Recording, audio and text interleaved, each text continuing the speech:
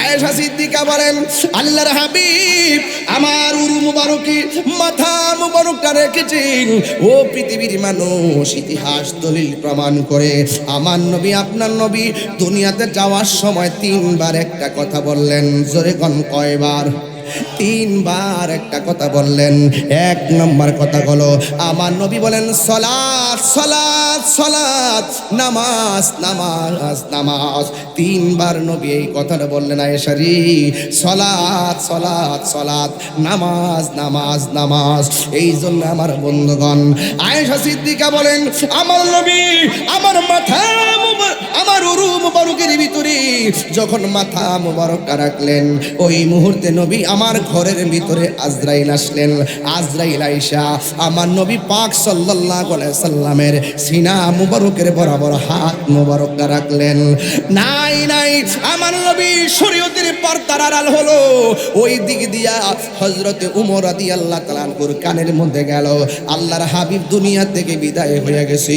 হযরতে উমর রাদিয়াল্লাহু তাআলা আনহু বলেন, হ্যাঁ পৃথিবীর মানুষ আমার নবী আমাদেরকে ছেড়ে যেতে পারে না।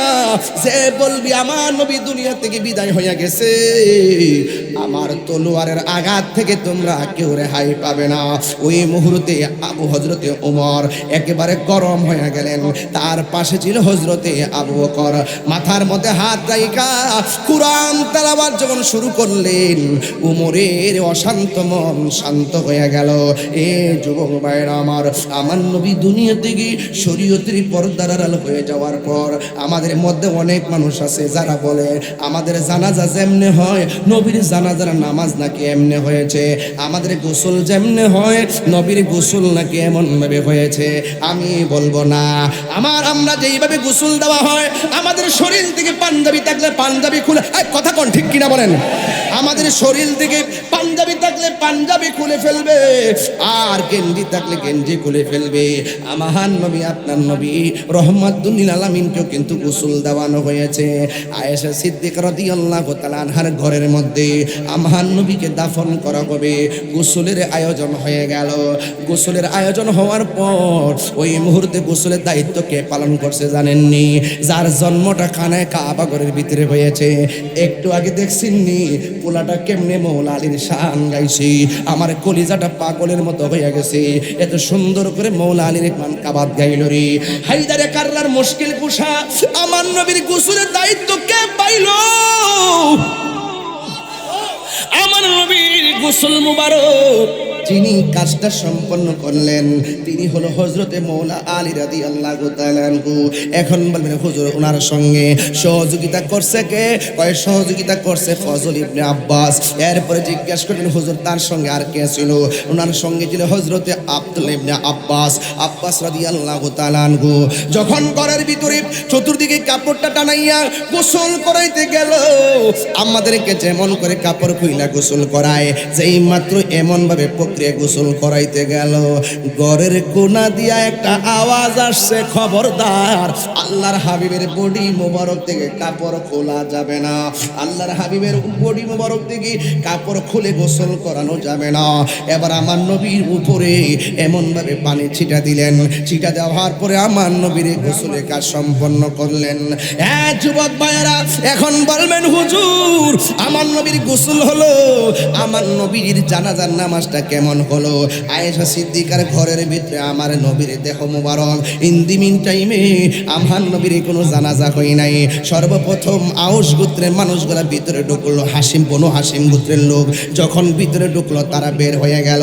এরপরে আনসাররা ঢুকলো, বের হয়ে গেল। এরপরে মুহাজিররা ঢুকলো, বের হয়ে গেল। এরপরে পুরুষরা ঢুকলো, বের হয়ে গেল। এরপরে নারীরা ঢুকলো, বের হয়ে গেল। এরপরে শিশুরা গেল, বের হয়ে গেল। এরপরে ফেরেশতারা চতুর্দিকে গুইরা দুরূদ পইরা পইরা কাফেলা টু কাফেলা আমার নবীজির জানাজা শেষ। কোনো ইমাম নাই, কোনো তাকবীর নাই। এই জন্য আমার নবী আমাদের মতো পাল্লাই মাইপব না, খবরদার। আমার নবী আপনার নবীকে দাফন করা হবে। আমার নবীজির চাচা আব্দুল্লাহ ইবনে আব্বাস রাদিয়াল্লাহু তাআলা আনহু বলেন আমার নবীর দাফন করা হবে। এখন কবরে কে নামবে? কবরে নামবে হযরতে মৌলা আলী রাদিয়াল্লাহু তাআলা আনহু। চিৎকার মেরে কি আল্লাহু আকবার। আকবার বলা যাবে না। এ বন্ধুরে, আমার নবীরে কবর মুবারক রওজা মুবারকের মধ্যে নামাবে। আরে বাবা, নবী রওজা মুবারকের মধ্যে নামানো হবে। ও বন্ধুরি, রওজা মুবারকে যখন নামানো হবে, নবীর চাচা হযরত আব্দুল্লাহ ইবনে আব্বাস রাদিয়াল্লাহু তাআলা আনহু বলেন, এখন যদি নবীরে নামায়ে দেই, একটু পরে তো ছানিগুলা দিয়ে নবীজিকে মুখ মোবারক বন্ধ করে দেওয়া হবে, আর তো নবীজিকে দেখার মতো কোনো সুযোগ নাই। কাপড়ের কাপড় কোথায়? তিনটা কাপড়ের কাপড়, ইয়ামের তিনটা কাপড়ের কাপড়, কাপড়টার রংটা হলো সাদারে, সাদা রঙের তিনটা কাপড় দিয়ে আমার নবীর দাফন ওর বডি মোবারকে লাগাইলো। এবার আব্দুল্লাহ ইবনে আব্বাস রাদিয়াল্লাহু তাআলা আনহু বলেন, আমার নবীজির শেষ মুহূর্তে দেখার জন্য আমি গিয়েছি। আমি নবীর চাচা, আমি যখন আমার নবীর বডি মোবারক থেকে তিনটা কাপড় ধীরে ধীরে আমি সরাইলাম, প্রথম কাপড়টা সরাইলাম, দ্বিতীয় কাপড়টা সরাইলাম, তৃতীয় কাপড় মুবারকটা আমি সরাইলাম। আল্লাহর কসম করে বলি, আমার নবীরে শেষ সময় যখন দেখার জন্য আমি কাছে গেলাম, আমি তাকায়া দেখলাম আমার নবীর দুইটা শাফাতাইনে, নবীর দুইটা ঠোঁট মুবারক লড়তেছে। এই আওয়াজে মানি না, জোরে কন্যা সুবহানাল্লাহ, আরো মায়ার সুরে কন্যা আল্লাহু আকবার। আমার নবীর দুইটা ঠোঁট মুবারক লড়তেছে, আর আমার নবী যেন ঠোঁট মুবারক দিয়ে বলতেছে, আব্বাস আমারে এভাবে তোমরা দাফন করো। এইভাবে আমার নবীজির কবর রওজা মুবারকের মধ্যে লামায়ে দেওয়া হলো। হযরতে মৌলা আলী রাদিয়াল্লাহু তাআলা আনহু নেমে গেলেন, ফজল ইবনে আব্বাস রাদিয়াল্লাহু তাআলা আনহু নেমে গেলেন। এইভাবে নাইমা আমার নবীজিকে রওজা মুবারকে রাইখা সবাই চলে গেছে। ইন দি মিন টাইমে জিয়ারা শুরু হয়ে গেল, আর ওই দিক দিয়ে নবী যেই মসজিদের মধ্যে আজান হয়, ওই আজান বন্ধ হয়ে গেছে। যিনি আজান দিলেন তার নাম হলো হযরতে বেলাল, তিনি আজান দেয় না। কি ব্যাপার, মুয়াজ্জিন কোথায়? নাই নাই, শুধুমাত্র মদিনায় নয়, সোজা চলে গেলেন কোথায় যেন, মদিনা থেকে দূরে একটা বাজারে চলে গেলেন। ইন দি মিন টাইমে তাকে ডাক দিয়ে কয়, হে বেলাল, তুমি তো আজান দিতা, তোমার আজান আর শাহজিমের মধ্যে ধাক্কা লাগতো, তুমি কেন নবীর চলে যাওয়ার পরে তুমি কেন মেহরাব ছেড়ে তুমি চলে আসলা, তুমি কেন মিম্বার ছেড়ে চলে আসলা? বেলাল রাদিয়াল্লাহু তাআলা আনহু ডাক দিয়ে কয়, হে পৃথিবীর মানুষ, আমার নবী আমাকে মুয়াজ্জিন বানাইছি, আমি যখন আজান দিমু, আজান দেওয়ার পরে আমি যখন নবীর নাম মুবারকটা উচ্চারণ করবো, নবীর কথা মনে হয়ে গেলে আমার কলিজা আমি ধইরা রাখতে পারতাম না। রাস্তা দেখলে নবীর কথা মনে হয়, মেহরাবটা দেখলে নবীর কথা মনে হয়, মিম্বর দেখলে নবীর কথা মনে হয়, আমার নবীর আজান দিলে নবীর কথা মনে হয়। যেই দেশের ভিতরে চাইলেই নবী দেখা যায় না, ওই দেশে আমি বেলাল দিয়ে থাকবো না রে। তিনি সোজা চলে গেলেন। অনেকদিন পর বেলাল নাই, বেলাল নাই। একদিন বেলাল স্বপ্নে দেখলেন আমার নবী তার ঘরে আসছেন। আপনারা জবান খুলে বলুন, ধান্য দোল প্রেমিকের ঘরে আমার নবী আসার ক্ষমতা আছে না নাই? আমার নবী বেলাল রাদিয়াল্লাহু তাআলা আনহুর কাছে স্বপ্ন যুগে আইসা কই, বেলাল আমি চলে যাওয়ার পর তুমি চলে এসেছো, আমি নবীকে কি তোমার দেখার মনে লয় না? একটা কথা বলেন, আমি যার পাগল, যদি তারে দেখ গেলাই মনের জ্বালা তার বাইরে উঠবো রে।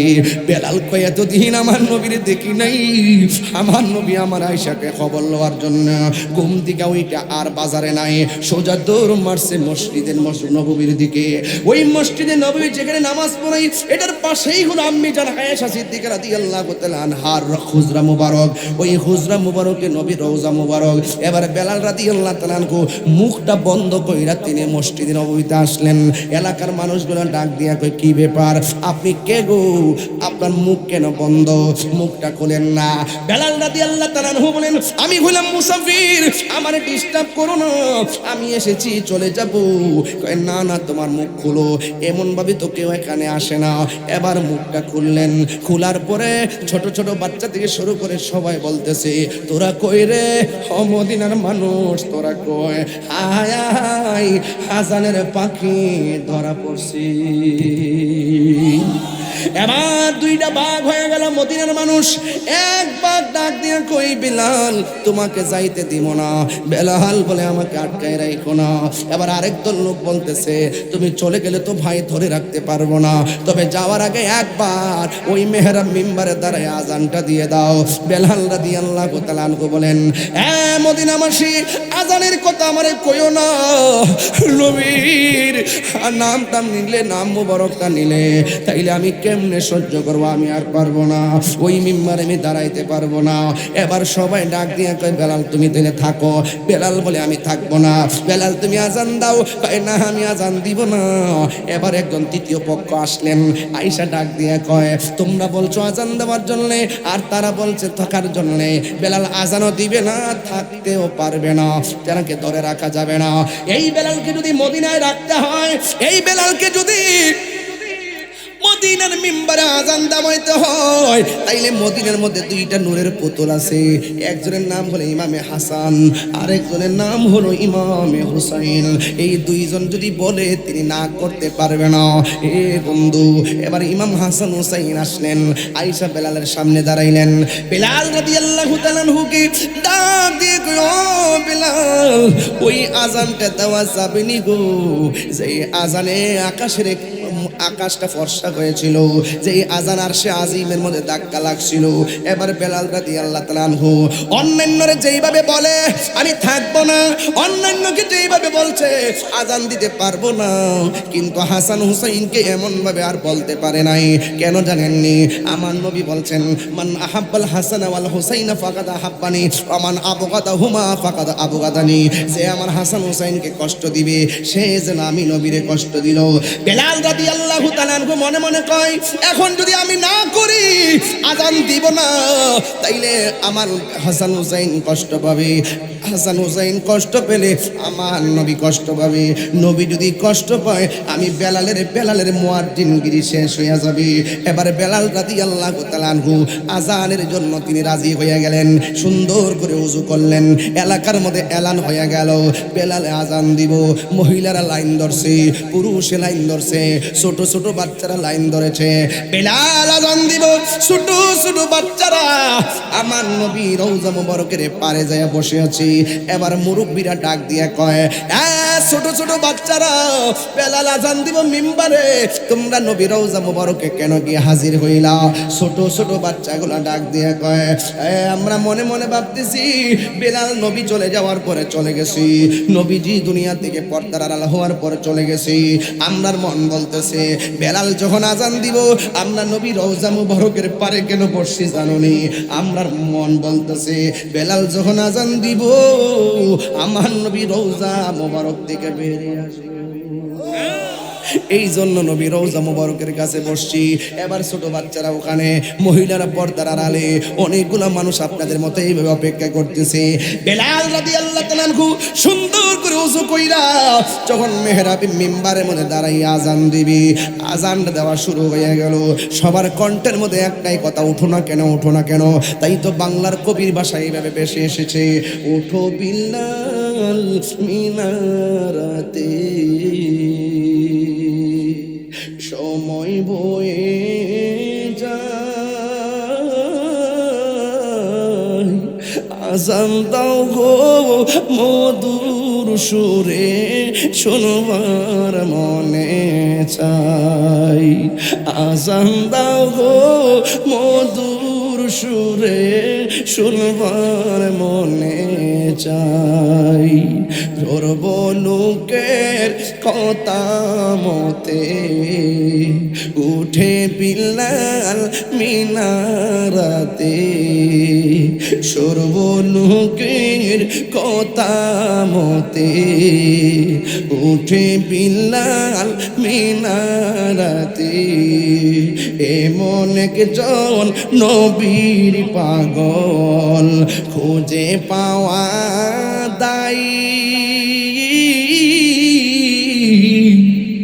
আজান দাও গো মধুর সুরে শুনবার মনে চাই, আজান দাও গো মধুর সুরে শুনবার মনে চাই। বিল্লাল যখন আজান দিল, প্রাণ পাখি তার উড়ে গেল।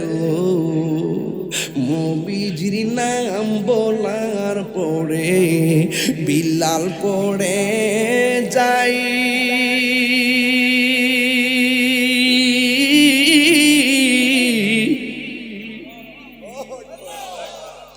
আজান দাও গো মধুর সুরে, শুনবার মনে চাই। আজান দাও গো মধুর সুরে, শুনবার মনে চাই। জিহাদ HD media, the Islamic content creator. গত রাত্রে প্রচুর বৃষ্টি ছিল। রাত্রে মাহফিলে যাওয়ার সময় বৃষ্টি, চিটাগং নিউ মার্কেট থেকে বের হয়েছি বৃষ্টি নেই, আনোয়ারা টানেলে যাওয়ার পর বৃষ্টি, মাহফিলে ঢোকার আগ থেকে বৃষ্টি নাই, মাহফিল করতে পারছি। সেখান থেকে আবার রওনা দিলাম ঢাকার উদ্দেশ্যে, সেখানেও বৃষ্টি বৃষ্টি যেতে যেতে সকাল গিয়ে পৌঁছলাম 7টার দিকে। সেখান থেকে সকাল 11টায় প্রেস ক্লাবে প্রোগ্রাম ছিল। আমাদের মসজিদের ইমাম রইসউদ্দিনকে যারা মিথ্যা অভিযোগ করে মব ভায়োলেন্সের মাধ্যমে হত্যা করা হয়েছিল, দীর্ঘ 1 বছর হয়ে গেল, আমরা বিচার পাই নাই। এই জন্য মাননীয় সরকারের কাছে বিচারের দাবিতে গিয়েছিলাম, সেখানে প্রতিবাদ করেছি। সকলে কোন আল্লাহু আকবার।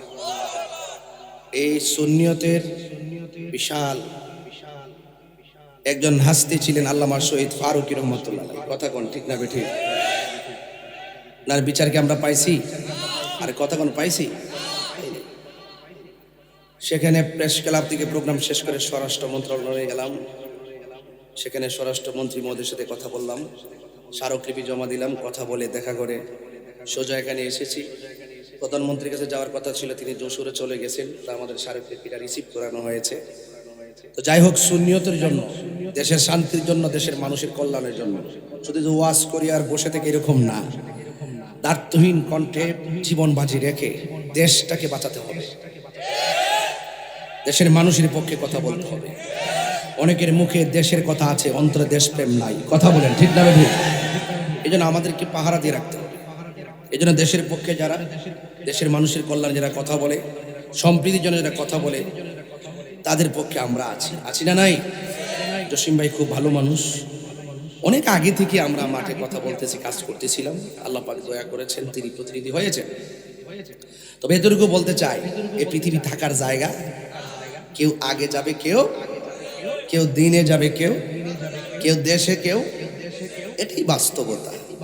আপনি কোটিপতি হতে পারেন, কিন্তু রিক্সাওয়ালার শরীরে যে কাপড়টা লাগবে, আপনার কাপড় গায়ে এই কাপড়টাই লাগবে। বলুন তো কাপড় রংটা কি? এর বাহিরে কিছু আছে? এবং অনেক পদ পদবী আপনার।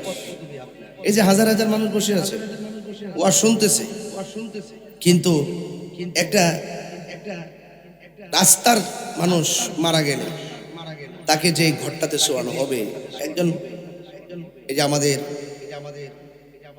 বিগত দিনে যত প্রভাবশালীরা মারা গেছে, তাদের ঘর তো সেই ঘরটাই হয়েছে। বলেন, সেই ঘরটা কি মাটির না? এই জন্য সকলকে চলে যেতে হবে। এই মসজিদে অনেকে এতে কাফ করছে, করে নাই? এতে কাফ করেছে, কিন্তু দেখেন মসজিদের জায়গায় মসজিদ আছে, কিন্তু মোতাকিফ যিনি, তিনি তো চলে গেছেন। তিনি কি আর ফিরে এসেছে? এই মসজিদের প্রথম কাতারে অনেকে নামাজ পড়েছে, চলে গেছে, আর আসবে না। এই জন্য আমার ভাই চৌধুরী ভাই বলছেন, জানা কথা বলে কেন? জানা কথা বলে এই জন্য যে আমরা ভুলে যাই। কথা বলেন ঠিক কিনা? এটা আমি যে কথা বলছি একদম কমন কথা না, কারণ উনি যদি কমন করি তো আমরা জানি ফেসলা গুনি একটা কত হলে বলতে হয়, বারবার বলতে হয় কেন? আমরা ভুলে যাই। আমরা কি হয়ে যায়? আমরা ভুলে যাই। দেখেন আপনি, ওই আপনি বাইরে থাকেননি দেশে, দেখবেন ঈদের দিন আসলে দেখবেন কত প্রকার মুসল্লি পাওয়া যায়। ওই ইমাম সাহেবের তাকবীর মান দেয় এমনি, ওই এক মুসল্লি জায়গা, যে এই যে 6 তাকবীর আমরা দিতেছি অতিরিক্ত, দেখবেন মুসল্লির মন থাকে না, ওই বইলা যায় দিকে বারবার দেখাই ধন লাগে। কথা কি ঠিক আছে? কথাটা এদের দেখাই ধন লাগে। হাদিস তো হাদিস ওই। এই জন্য ওই যে কমন কথা যে কইতাছি, যে আমার টাইম ভাঙতাছি আর কি, আমি বাঙ্গালিতেছি আর কি, তো এই জন্য এখন কথা হইল যে আমরা কি হয়ে যায়, ভুলে যায়। যদি আমরা আখিরাতের জবাবদিহিতা থাকতো, মানে মনে থাকতো, এবং আখিরাতের জবাবদিহিতা যদি আমরা মনে করতাম, তাইলে কখনো একজন মসজিদের ইমামকে মিথ্যা অভিযোগ দিয়ে হত্যা করতে পারতো না। কথা বলেন, ঠিক কিনা বলেন? আজকে আমাদেরকে ব্যারিকেড দিছিল, তার কারামার্কারা দিয়া পুলিশ প্রশাসন। আমি বলছি এই ব্যারিকেড চলবে না। একটা যৌক্তিক দেবী আদায়ের লড়াইয়ে শুধুমাত্র প্রতিবাদ আমার করার দায়িত্ব নয়, যারা ব্যারিকেড দিছে তারাও আমাদের সঙ্গে সামিল হওয়ার দরকার। খুনির পক্ষে যখন আইনজীবী দাঁড়াই আর দর্শকের পক্ষে যখন আইনজীবী দাঁড়াই, ওই আইনজীবীকে আমরা আইনজীবী মনে করি না। কথা বলেন, ঠিক না বেঠে? আমরা আইনজীবী মনে করি না। এই জন্য দর্শকের বিরুদ্ধে কথা বলতে হবে, সবাই আসতে হবে। দর্শকের পক্ষে কোনো ফাইল হবে না, খুনির পক্ষে কোনো ফাইল হবে না। কথা বলেন, ঠিক না বেঠে? তদন্তের স্বার্থে করবেন। আমার ঐশীউদ্দিনকে যখন হত্যা করা হয়েছে, একদম খোলা আকাশে দিনের বেলা হাসতে হাসতে 7-8 জন আসামিরা ঘুরে বেড়াচ্ছে, আর ঐশীউদ্দিন কবরে চলে গেছে। এই জন্য বিচার পাই নাই দেখে আবার মাঠে নামতে হয়েছে। কথা কি সঠিক? এই জন্য আপনাদের কাছে আমার কথা হলো, ভাই যাই করেন আর না করেন মানুষ খুন করবেন না, যাই করেন আর না করেন মানুষের হক মেরে খাবেন না। কথা বুঝতে পেরেছেন? যাই করেন আর না করেন আল্লাহর সঙ্গে শরীক করবেন না। এগুলো আপনি ক্ষমা পাবেন না। এগুলো অত্যন্ত জঘন্য অন্যায়, এগুলো করা যাবে না। এই জন্য আমি বলতে চাই, হাজার মানুষ আপনারা এসে গেছে, আমার মনে হয় অনেক মা বোনরাও আসতে পারে। এই পৃথিবী যিনি বানিয়েছেন তিনি কে? এরপরও কি আমরা আল্লাহকে স্মরণ করার মতো করতে পারি? আজান হচ্ছে মসজিদে, ক্যারাম বোর্ড খেলছে দোকানে। এরকম লোক আছে না নাই? যে আঙ্গুল দিয়ে বলবে আশহাদু আল্লা ইলাহা ইল্লাল্লাহ, সেই আঙ্গুল দিয়ে সে ক্যারাম বোর্ড খেলতেছে। সাবধান! আল্লাহ পাক আমাদেরকে সৃষ্টি করেছেন একমাত্র তার গোলামি করার জন্য। আল্লাহ পাকের হাবিব সে আয়াত, মা আতাকুমুর রাসূলু ফাখুযুহু ওয়া মা নাহাকুম আনহু ফান্তাহু। আল্লাহর পক্ষ থেকে আল্লাহর হাবিব সাল্লাল্লাহু আলাইহি ওয়াসাল্লাম যা কিছু কল্যাণকর নিয়ে এসেছেন তা আমাদেরকে গ্রহণ করতে হবে। যা থেকে নিষেধ করেছেন তা থেকে আমাদেরকে দূরে থাকতে হবে। কথা কি সঠিক? বলুন। আল্লাহর হাবিব নামাজের পক্ষে না বিপক্ষে? এরপর আমরা কি নবীর কথা মানতে পারতেছি? আমরা দুনিয়াদারিতে পড়ে গেছি। এই জন্য আল্লাহর বিধানগুলো আমাদেরকে মানতে হবে, রাসূল পাক সাল্লাল্লাহু আলাইহি ওয়াসাল্লামের তরিকা মতো আমাদেরকে চলতে হবে। হুজুর হয়তো আলোচনা করছিলেন, লাকাদ কানা লাকুম ফি রাসূলিল্লাহি উসওয়াতুন হাসানাহ। নবীজি হল আমাদের জন্য মডেল। আমরা যে নামাজ পড়ি, আল্লাহ কি দেখাই দিয়ে গেছেন যে তোমরা এইভাবে নামাজ পড়ো? নবীজি দেখাইছেন, সল্লু কামা রাআইতুমুনি উসাল্লি, তোমরা এমন ভাবে নামাজ পড়ো যেমন ভাবে আমি নবী নামাজ পড়ি। এই যে রাসূল হলো আমাদের মডেল।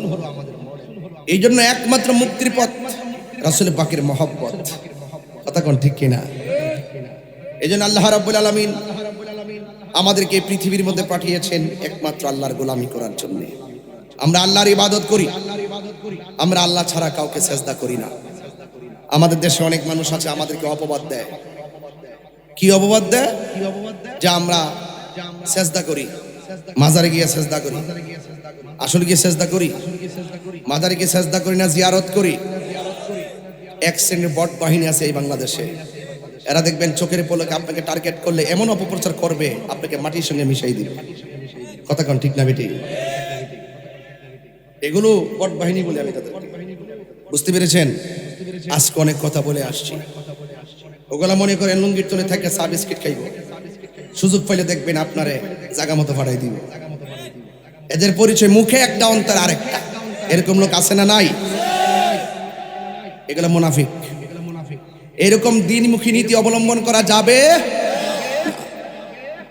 এজন্য যে যেই মতাদর্শীর হন না কেন, যেহেতু আমি শুরুতেই বলছি ঘর কিন্তু মাটির ঘর, কাপড়টা কিন্তু সাদা। যে যেখানে বাহাদুরি করি না কেন জায়গায় কিন্তু যেতে হবে, ওখানে যাওয়ার পরে কিন্তু জবাব দিতে হবে। এই জন্য ধাক্কা ধাক্কির সুযোগ নাই, মিলেমিশে চলতে হবে। বলুন ইবাদত পাওয়ার মালিককে, আরো বড় করে বলে ইবাদত পাওয়ার মালিককে। আল্লাহ রাব্বুল আলামিন বলেন, মা আতাকুমুর রাসূলু ফাখুযুহু ওয়া মা নাহাকুম আনহু ফান্তাহু। আল্লাহ রাব্বুল আলামিন বলেন, আমি আল্লাহর পক্ষ থেকে আমার বন্ধু যা কিছু তোমাদের জন্য মঙ্গলময় কল্যাণ করে নিয়ে এসেছেন তা তোমরা গ্রহণ করো, আর যা থেকে নিষেধ করেছেন তা থেকে তোমরা দূরে থাকো। এই জন্য আমার নবী হলো আল্লাহ দেখার আয়না। চিৎকার মেরে কি সুবহানাল্লাহ বলা যাবে না? হ্যাঁ আমার বন্ধুগণ, ধন্য দলের বাবা, ব্রাহ্মণ পাড়ার বাবা, আল্লাহ রাব্বুল আলামিন কোরআন কারীমের ভিতরে চমৎকার ভাষায় তিনি বলে দিয়েছেন, ওয়া ইলাহুকুম ইলাহু ওয়াহিদুন লা ইলাহা ইল্লা হুয়ার রাহমানুর রহিম। আল্লাহ হলো একজন, তিনি ব্যতীত কোনো ইলাহ নাই। আল্লাহ ছাড়া কি কোনো ইলাহ আছে? আল্লাহু লা ইলাহা ইল্লা হুয়াল হাইয়ুল কাইয়্যুম। আল্লাহ হলো তিনি, যিনি ব্যতীত কোনো ইলাহ নাই। যিনি ছিলেন, তিনি আছেন, তিনি থাকবেন, তিনি হলো আমার রব। আল্লাহ হলো আমাদের খালেক, আল্লাহ হলো আমাদের স্রষ্টা, আমরা হইলাম মাখলুক। এই জন্য আমাদের ঘুম আছে, নিদ্রা আছে, কিন্তু আল্লাহ হলো খালেক, আল্লাহর ঘুম নাই, নিদ্রা নাই, তন্দ্রা নাই।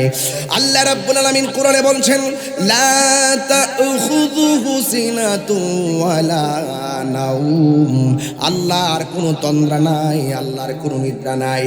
আল্লাহ হলো একজন, এই জন্যই তো প্রতিনিয়ত নিয়ম মতো পৃথিবীর পূর্ব দিকে সূর্য উঠতেছে, আবার পশ্চিম দিকে আমরা সূর্য ডুবতে দেখতেছি। কোনো ধরনের রদবদল নাই। কাঁঠাল গাছের বীজ থেকে একটা কাঁঠাল গাছের বীজ লাগালাম, একটা গাছ হয়ে গেল, এত বিশাল বড় শাখা প্রশাখা হয়ে গেল। আবার প্রত্যেকটা ঢালে ঢালে আবার অনেকগুলো কাঁঠাল হলো। এইগুলোর পেছনে অন্য কোনো কারিগর কেউ নাই। জবানটা খুলে বলুন তিনি কে? এখন কথা হলো, আল্লাহ ছাড়া যদি একাধিক রব থাকতো তাহলে কি হতো? আল্লাহ রাব্বুল আলামিন কোরআনে বলছেন, লাউ কানা ফীহিমা আলিহাতুন ইল্লাল্লাহু লাফাসাদাতা। যদি আল্লাহ ছাড়া একাধিক ইলাহ থাকতো, ফাসাদ লেগে যেত, নিয়ম মতো যা দেখতেছেন তা উলট পালট হয়ে যেত। এই জন্য আমার বন্ধুগণ, আল্লাহ রাব্বুল আলামিন যিনি আছেন, তিনি থাকবেন, সব কিছু লয় হয়ে যাবে, পৃথিবীর কেউ পৃথিবীর মধ্যে থাকবে না। আল্লাহ রাব্বুল আলামিন আমাদের মাথার উপরে আসমানটা বানাইছে, এত ছোট করে একটা প্যান্ডেল বানাইলাম, এখানে অনেকগুলা বাঁশ দিলাম। আমাদের এই ধান্য দোলে একটা মাঠের ভিতরে একটা পর্দা টানাইতে যাইয়া কতগুলো বাঁশের ব্যবহার করলাম, অথচ আমাদের মাথার উপরে আল্লাহ রাব্বুল আলামিন 7টা স্তরে আসমানটা বানাইলেন। আল্লাযী খালাকা সাবআ সামাওয়াতিন তিবাকা। আল্লাহ রাব্বুল আলামিন আমাদের মাথার উপরে 7টা আসমান বানাইলেন। আল্লাহু আকবার কর না কেন?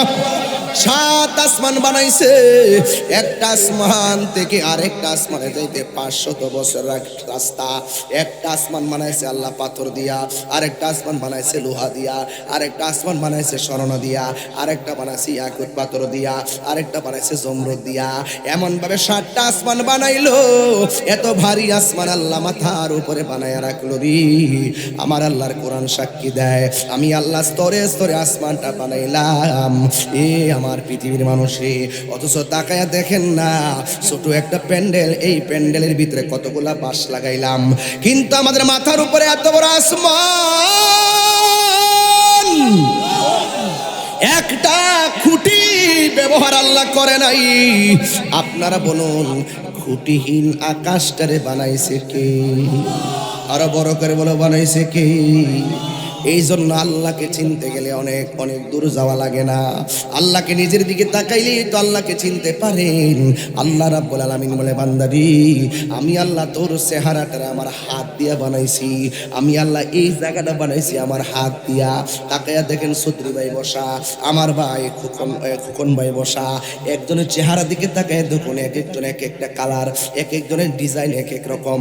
নাক ঠিক আছে কিন্তু ভিন্নতা আছে, চোখ ঠিক আছে কিন্তু ভিন্নতা আছে, ঠোঁট ঠিক আছে কিন্তু ভিন্নতা আছে, গলা ঠিক আছে কিন্তু ভিন্নতা আছে। ওনার কণ্ঠ ওনার মতো, আমার কণ্ঠ আমার মতো। এই যে দেখেন একসাথে 4-5 জন বসা, কিন্তু একজনের বাঁশির সঙ্গে আরেকটা বাঁশি মিলে না, একজনের কণ্ঠের সঙ্গে আরেকটা কণ্ঠ মিলে না, এক একজনের চেহারার সঙ্গে আরেকটা চেহারা মিলে না। ও ধান্যতুলের বাবা,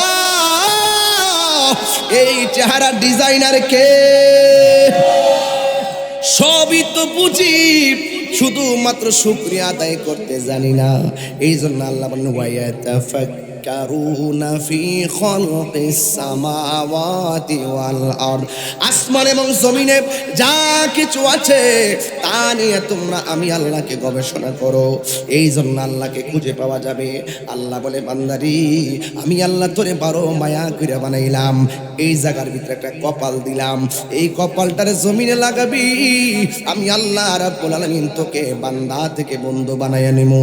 এই জন্য আমরা সেজদা দিব একজনকে, জবান খুলে বলুন তিনি কে? সেজদা পাওয়ার মালিক হলে একজন, আল্লাহ ছাড়া কাউকে সেজদা করা যাবে? এই জন্য যুবক, ইন্না শিরকা লা যুলমুন আযীম, এই পৃথিবীর মধ্যে সবচাইতে বড় গুনাহ হলো আমার আল্লাহর সঙ্গে শরীক করা। এই জন্য আমরা আল্লাহর সঙ্গে শরীক করব না, আমরা একমাত্র আমার আল্লাহকে সেজদা করব।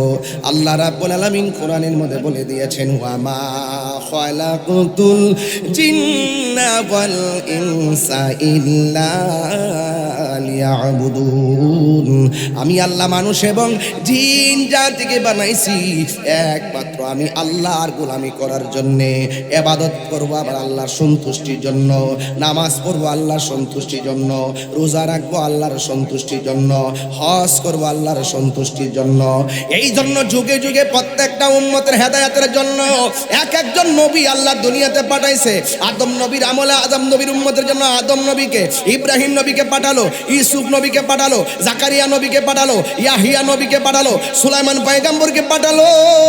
সব নবীগণ এক এক সময় এক একজন এসেছেন, আর সব নবীদের নবী হলো তোমার আমার নবী রহমাতুল লিল আলামিন। কথা বলুন ঠিক কিনা? রহমাতুল লিল আলামিন আল্লাহ রাব্বুল আলামিন আমাদেরকে বড় সৌভাগ্যবান করেছেন। আমার নবী হলো সব নবীর নবী।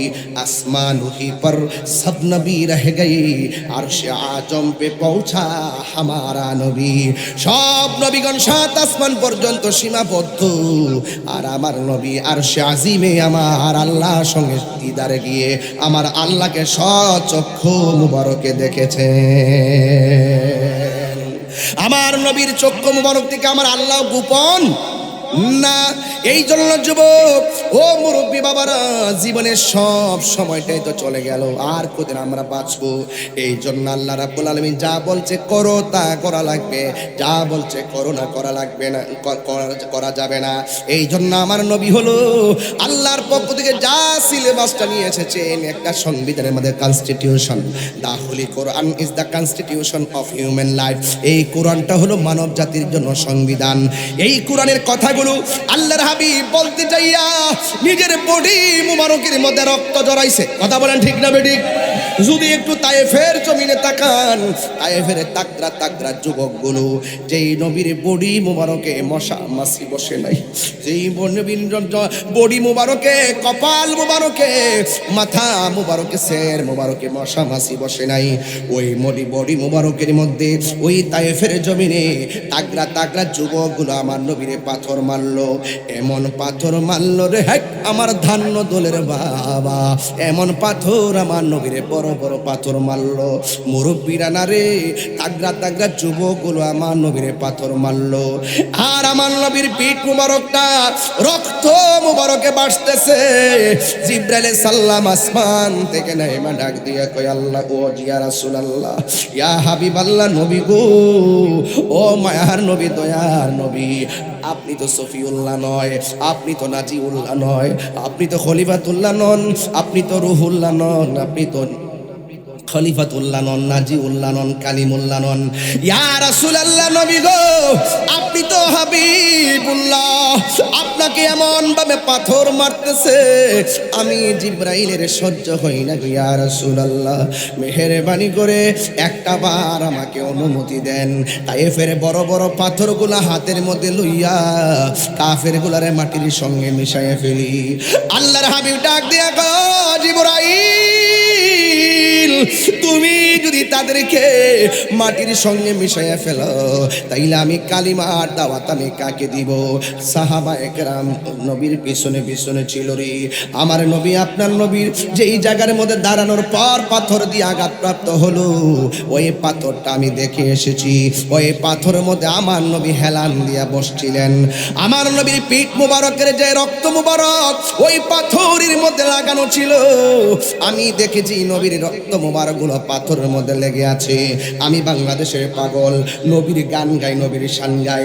যখন দেখছি পাথরের মধ্যে আবার নবীর রক্ত মুবারক লেগে আছে রে, তখন আমি আর বরদাস্ত করতে পারি নাই, জিহ্বা দিয়া পাথরের মধ্যে চাটতে শুরু করলাম। আরবের মানুষ কি বলবে, ফতুয়া দিবে দাঁড়দারি নাই, পাকিস্তানিরা কি ফতুয়া দিবে, আমি দাঁড়দারি নাই। ওই পাথরের মধ্যে জিহ্বা দিয়া লেহন দেওয়া শুরু করলাম। জিবরাইল আলাইহিস সালাম যে পাথরে দাঁড়াইয়া কথা বলছিলেন, ওই পাথরটা আমি স্পর্শ করে আসলাম। একটা পাগলা কয়, হে হাজী, আপনি এখানে নবী রক্ত মুবারক দেখে পাগল হয়ে গেলেন, এর চাইতে বড় খবর আছে। কয় কি? কয় সামনে একটা মসজিদ দেখা, এর ভিতরে নিয়ে আমাকে ঢুকাইলো। এই মসজিদের দরজার মধ্যে কিছু কাঁচ দিয়ে কাটছিল, এই কাঁচগুলো আগুন দিয়া পুরানো। ওই মসজিদের ভিতরে আমার ঢুকালো। ঢুকানোর পরে পাহাড়ের সাথে ঘেঁষা ওই মসজিদের ডান পাশে একটা বড় কার্পেট, কার্পেটের কোনা দিয়া জায়গাটা স্যাঁতস্যাঁতে ভিজা। এবার আমি জিজ্ঞেস করলাম, ভাইরে এই জায়গার মধ্যে কি ছিল? এবার আমারে ডাক দিয়া কয়, এই জায়গার ভিতরে আমার নবীরে যখন তায়েফের জমিনে রক্ত মুবারক লাল লাল করার পর আমার নবী মসজিদের ভিতরে ঢুইকা এই মসজিদের কোণার মধ্যে যাইয়া সিজদার মধ্যে পইরা কইছে, আল্লাহ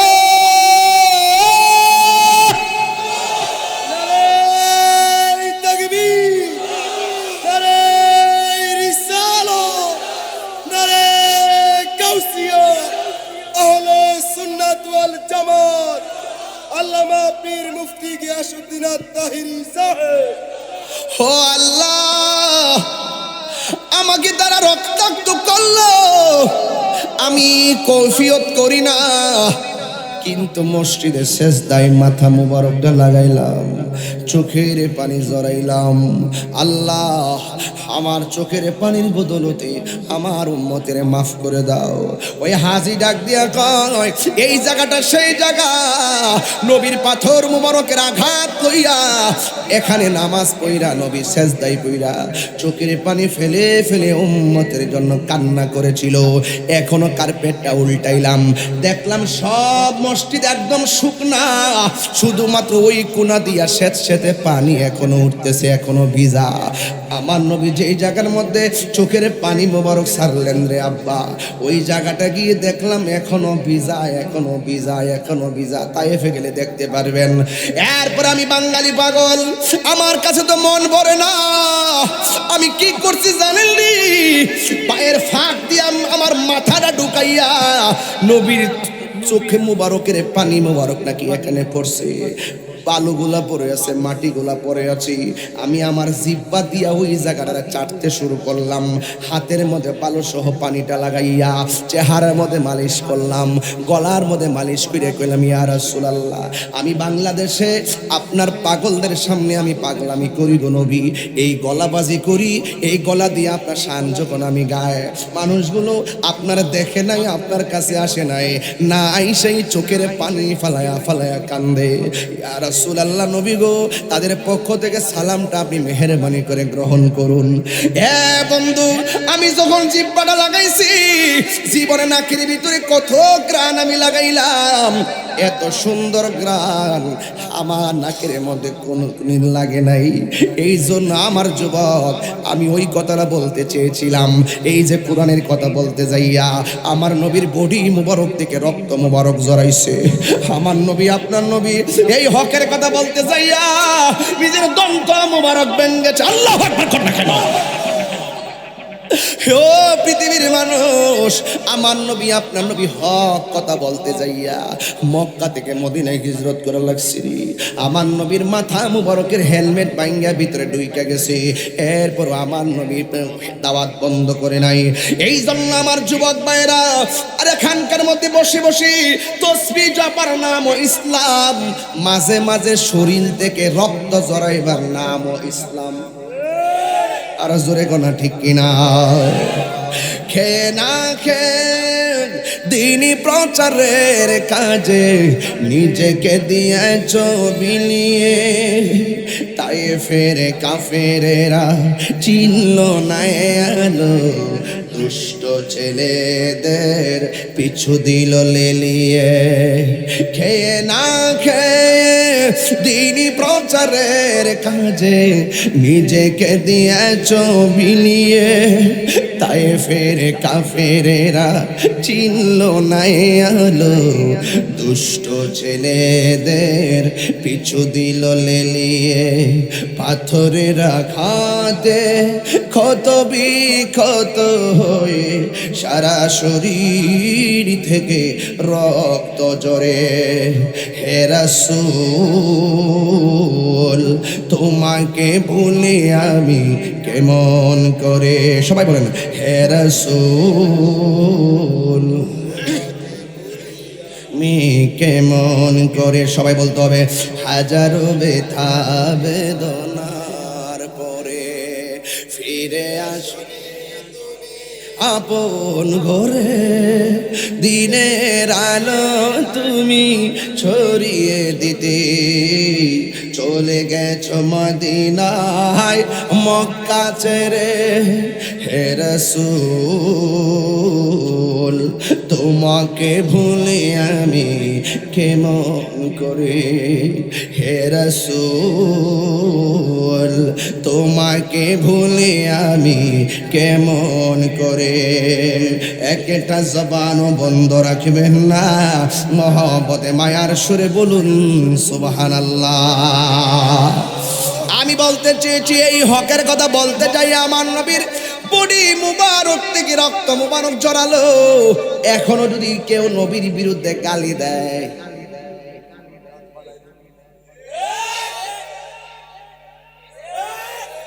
এখনো যদি কেউ নবীর বিরুদ্ধে আঙ্গুর সামনে গালি দেয়, কার কাছে মুড়ি দিয়ে দেবে? তো কথা কর না গেলে আমাকে তুমি যাই বলো না কেন, আমাকে তুমি নিন্দা করতে পারো, আমাকে তুমি শর্মিন্দা করতে পারো, মনে রেখো, কেউ যদি মুস্তাফার বিরুদ্ধে চুল পরিমাণ অশুভনীয় কথা বলে, নিজের দিকে তাকাবো না, প্রয়োজনে জীবন দিয়ে হলো প্রতিবাদ করবো। হাত ধরে বলো, ঠিক কিনা বলো?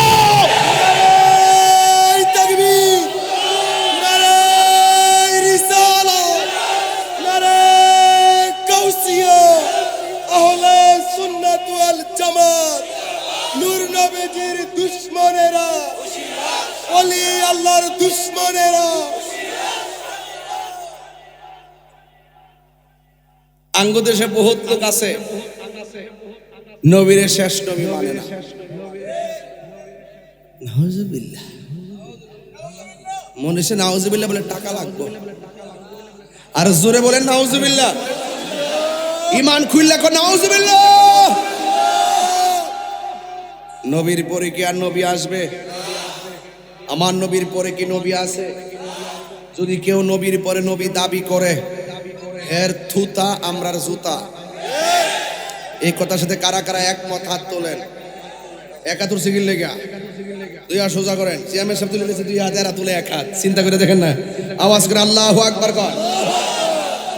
কি বাবারা, ঠিক আছে তো আমার কথা? ইমানের দাম কম না বেশি?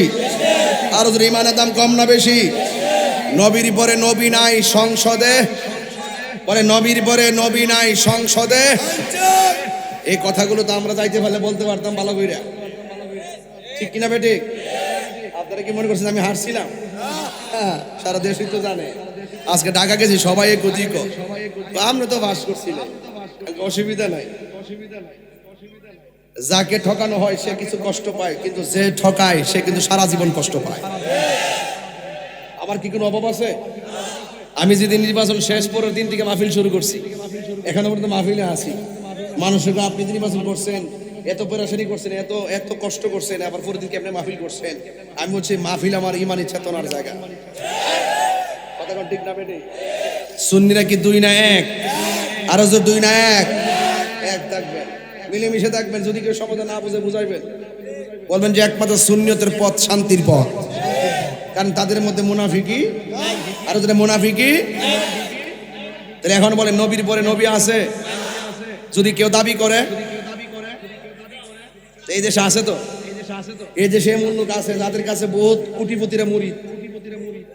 এই দেশে ওই কাদিয়ানির গোষ্ঠী আছে তো, বহুত টাকাওয়ালা পয়সাওয়ালা, এদের কাছ থেকে অনুদান না চলে, বড় বড় নেতারা টেহাইন না চলে, কিন্তু এরা এই দেশে চলতেছে। আমি বলছি এই দেশে হিন্দু যেমন চলে আলাদা আইডি কার্ড আছে, খ্রিস্টান যেমন চলে আলাদা আইডি কার্ড আছে, এরাও যদি নিজেকে মুসলমান দাবি করতে চায়, নবীকে শেষ নবী মানতে হবে। যদি নবীর শেষ নবী না মানে, তাইলে মুসলমানদের নেম প্লেট তারা ব্যবহার করতে পারবে না। আর একটা জাতি হিসেবে এদেরকে চিহ্নিত করা হোক। কথা বলেন ঠিক না বেটি? এই জন্য বলুন নবীর পরে কি আর নবী আছে? মুসাইলামাতুল কাজ্জাব সিদ্দিক আকবর রাদিয়াল্লাহু তাআলার আমলে নবী দাবি করছিল। সিদ্দিক আকবর নরম মানুষ, তিনি ওই মুসাইলামাতুল কাজ্জাব ভণ্ড নবী দাবিদারের বিরুদ্ধে যুদ্ধ করে তিনি বিজয়ী হয়েছিলেন, আর মুসাইলামাতুল কাজ্জাবকে তিনি পরাজিত করেছিলেন। কথা বলেন ঠিক কিনা? এই জন্য কাদিয়ানীদের বিরুদ্ধে, যারা খতম নবুয়ত মানে না, তাদের বিরুদ্ধে যুদ্ধ করা নতুন আবিষ্কার নয়, এটা ১৫০০ বছর আগ থেকে চলে আসছে। এই জন্য আপনাদেরকে সিদ্দিক আকবরের ভূমিকা পালন করতে হবে। শুধুমাত্র পুজোর ৫ ওয়াক্ত নামাজ পড়ে আমরার মতোই তো বুঝলে চলবে না, তাকে টুকা দিয়া দেখবেন সে নবীকে কতটুকু মহব্বত করে। কথা বলেন ঠিক কিনা? আমার নবীরে যে গালি দিব, আপনি আপনার গায়ে যদি না লাগে, তাইলে আপনি সত্যিকার ইমানদার হতে পারেন নাই। যদি নবীরে গালি দেওয়ার পর আপনার শরীরে আগুন ধরে, কাজটা করলে কি?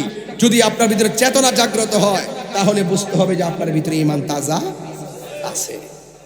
আমল কিরা পারি যাবেন, নামাজে ৫ ওয়াক্ত পড়ছেন, কবুল হয়েছে কিনা জানেননি? কথা কয় না, জানেননি? তাহলে হাসর মাঠে কি নিয়ে উঠবেন? যে একটা ওয়াক্ত নামাজ কবুল না হয়, আমরা নবীর মহব্বত নিয়ে উঠবো, কারণ আমরা জানি না যে কবুল হয়েছে কিনা। আমরা নবীর মহব্বত নিয়ে উঠবো। আর রাসূল বলছেন শাফাআতি লি আহলিল কাবাইর মিন উম্মতি, আমার উম্মত যারা আমার প্রেমিক, তারা যদি কবিরা গুনাহ কইরাও ফেলায়, আমি নবী সুপারিশ করে তাদেরকে জান্নাতে নিয়ে যাব। শর্ত কি? ঈমান। শর্ত কি? ঈমান তাজা হওয়া লাগবে। ঈমান যদি না থাকে, একবারে কপালে দাগ ফলাইলেও কাজ হবে না। এই কথাগুলো আমরা যখন বলি অনেকে বুঝে না। আপনি নামাজও পড়বেন, একদম প্রথম কাতারে দাঁড়ায় নামাজ পড়বেন, আবার খবর নিয়ে দেখবো, খবর নিয়ে দেখবো, খবর নিয়ে আবার দেখবো যে আপনি প্রথম কাতারে নামাজ পড়তেছেন, আপনার মধ্যে মুসল্লি নাই, সমাজে মনে হয়েছে আপনি ১ নম্বর মুসল্লি। যখন দেখি যে আপনার বাহিরের রূপটা মুসল্লি, ভিতরে কি, খবর লিয়া দেখি আপনি সুদখোর নাম্বার 1। এটা কইলি তো বেজার হয়ে যাবেন। গত 2 বছর সুদের ওয়াজ কে করছই না, আজকে প্রেস ক্লাবে থইয়েছি তাই মহাজনরে একবার ভালো করে কইয়া দিয়েছি, এই মহাজনরে ভালো করে কইয়া দিয়েছি। সুদের গডফাদার রে আমরা তাহিরিরা কখনো সত্য গোপন করি না, যা বলি স্টেট বলি। কথা বলেন ঠিক না বেটে? আপনি আমরা যদি লাল চক্ষু দেখেন, আমি কি হারামকে হালাল বলতে পারবো?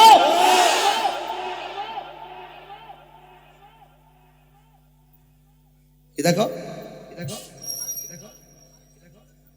কি কয়, হ্যাঁ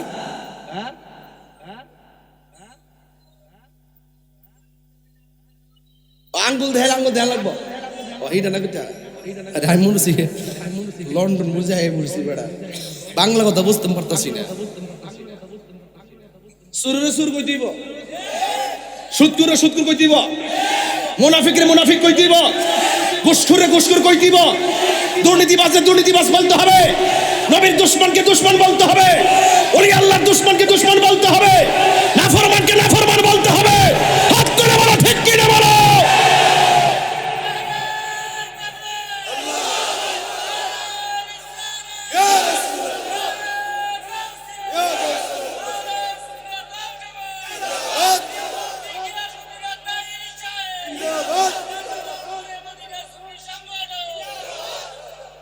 আল্লাহু আকবার বলেন। পোলাপান্ডি কই? ডাক দিলে পাওয়া যাবে ইনশাআল্লাহ ব্রাহ্মণপাড়া। কাদিয়ানীদের বিরুদ্ধে যদি খতম নবুয়তের পক্ষে কাদিয়ানীদের বিরুদ্ধে যদি ডাক দেওয়া হয়, রাজপথে কি পাওয়া যাবে? এখানে কোনো কনসিডার নাই, কোনো আপোষ নাই। নবীর বিরুদ্ধে কথা বললে কোনো আপোষ নাই। কথা বলেন ঠিক কি না বলেন? এক থাকতে হবে। অনেকে বলবেন যে আমি চিল্লায় ওয়াজ করি কেন, চিল্লায় ওয়াজ করি কেন? ইসলাম কখনো নরম কখনো গরম। ইসলাম কখনো প্রেমিকরা কথা বলে আবু বকরের ভাষায়, কোনো প্রেমিক আবার কথা বলে উমরের ভাষায়। কথা কোন ঠিক কিনা? এই জন্য সবার হালত একরকম না। আমরা হাত বানতে পারবেন, ভাও বানতে পারবেন, মন বানতে পারতেন না।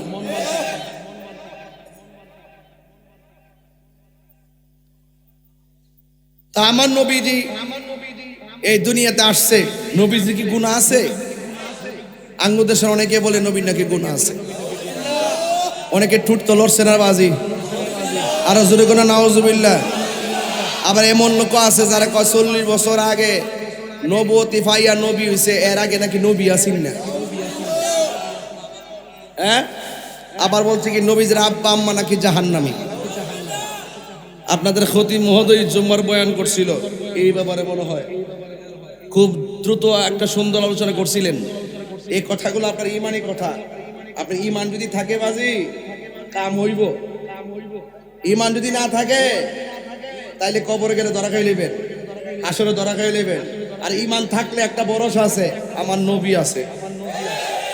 কথা কোন ঠিক কিনা? কি আছে? আমার নবী যখন একদম শেষ সায়ান্নে চলে গেলেন, নবী সারাটা জীবনে কয়টা যুদ্ধ করছেন সশরীরে? 27টা যুদ্ধে আমার নবী তলোয়ার নিয়ে মাঠে নামছে। আর আঙ্গুদেশের মধ্যে কিছু কিছু লোক আছে কান কাটবে, আল্লাহ আল্লাহ আল্লাহ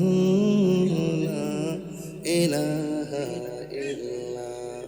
পৃথিবীর প্রথম ঘর কোরআনেতে বাঁকা, বন্ধুর নামের মিম দ্বারা করেছেন মাকা।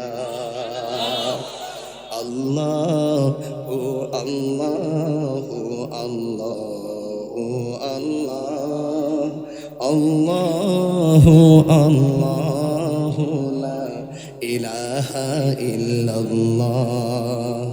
যেথায় লক্ষ কোটি হাজিদের প্রেম মেলা, লাব্বাইকে লাব্বাইকে বলে লা শারিকা লা।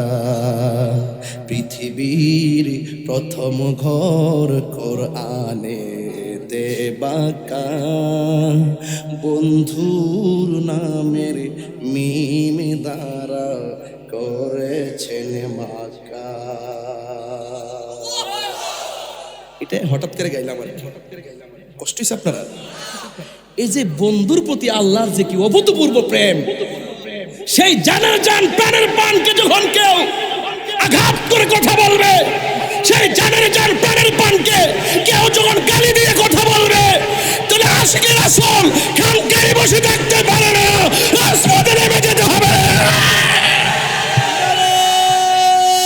তাকবীর, আরে রিসালাত, ইয়া রাসূল, আরে কাউসিয়া, আহলে সুন্নাত ওয়াল জামাত জিন্দাবাদ। নবী আলীর দুশমনেরা, মিলাদ কিয়ামের বিরোধীরা, জশ্নে জুলুসের দুশমনেরা, আল্লামা পীর মুফতি গিয়াসউদ্দিন আত-তাহিরি সাহেব। আপনারা কি আমার প্রতি রাগ নিতেছেন? আমি নরমে গরমে মিলে কথা বলতেছি। আরে নামাজটা এত কষ্ট করে পড়ো পয়সা, এত কষ্ট করে উযু করলাম, এত কষ্ট করে রুকু সাজদা করলাম, আমার হাইজ্জতের কারণে কে লেগে নামাজটা বাদ যেত? কথা কোন ঠিক না বেটি? আপনি নামাজও দাঁড়াইবেন, দাঁড়ায় দাঁড়ায় কারেন্ট গেলে কেমন যে ভাত কিনা লাগা রে, কি রে সহ্য না? এর চাইতে কোটি গুণ আযাব তো হাসরের মাঠে অপেক্ষা করতেছে। কতক্ষণ ঠিক না বেটে? আবার মশা কামড় মানে নামাজের মধ্যে মশার জ্বালা, এমন নামাজে আসেনি কথা কনা। অথচ আমার নবীজি নামাজের সেজদায়, আরে হযরত মৌলা আলী রাদিয়াল্লাহু তাআলা নামাজের সেজদায় গেলে কত মুবারকগুলো ফুলে যেতেন, এইভাবে পড়ে থাকতেন। আমার নবী বলছে সবচেয়ে বড় সুর হইল নামাজ চুর। সাহাবার কি রাসূলুল্লাহ কিভাবে এটা সম্ভব? কয় যারা রুকু সাজদা মধ্যে তাড়াহুড়া করে এরা হইল সবচেয়ে বড় নামাজ চুর। আঙ্গুল দেশের ফুলামান তারাবি নামাজের মধ্যে দেখবেন রুকুটার সময় দূর থেকে রুকু যায়, আর এর আগে ফেসবুক চালায়। এই কথা কইলে তো যে হুজুর আনছি ওয়াজ করতেন, বাংলা ওয়াজ শুরু করছে। বাংলা ওয়াজ না বাজি, এটা বাস্তব। ফুলাটা রাত্রেবেলা কই যা খবর লই শুননি, এক কার লোকে যে আড্ডাটা মারে কড়া মনে তো মোবাইলে সেটিং করে, কার সাথে কি তা খবর লই শুননি, খবর তো লইছেন না, কার সঙ্গে মিশতাছে খবর লই নাকি লেগে কটার সময় আইছে, কটার সময় ঘুমাইছে, কম্বলের ভিতরে যায় মোবাইল টিভি নাকি তা ঘুমাইতেছে, আপনি দেখেন না কি লেগে মনে করছেন আপনি বাচ্চা যাবেন গা।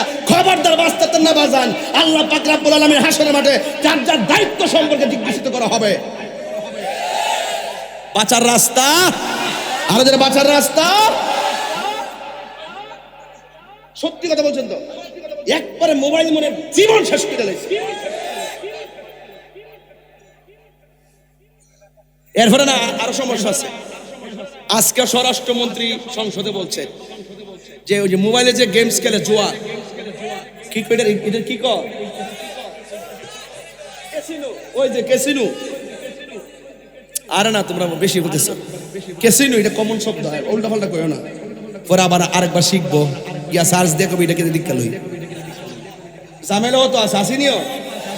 পাগলা কয়েক হাক করে করে বই রুইসলাম, পাগলামি করছিলাম, ওই ফাঁস থেকে একবারে কয়ে পাগল সাক্ষ্য কিন্তু লড়াইস না, পাগলা কো মন আসিন না, মন করে দিছ, এর লাগে নতুন নাম কইস না পাগলা। ক্যাসিনো জুয়ারি আসিনি, এই জুয়ারি মূলে দেখবেন বহুত প্রবাসী বাপের টেহা দেনা মার টাকা দেনা, হের বাপ আইতের সাথে জুয়া খেলতে খেলতে খেলতে খেলতে যা টাকা পায় সব জুয়া কিনলে শেষ করে। এখন শতকরা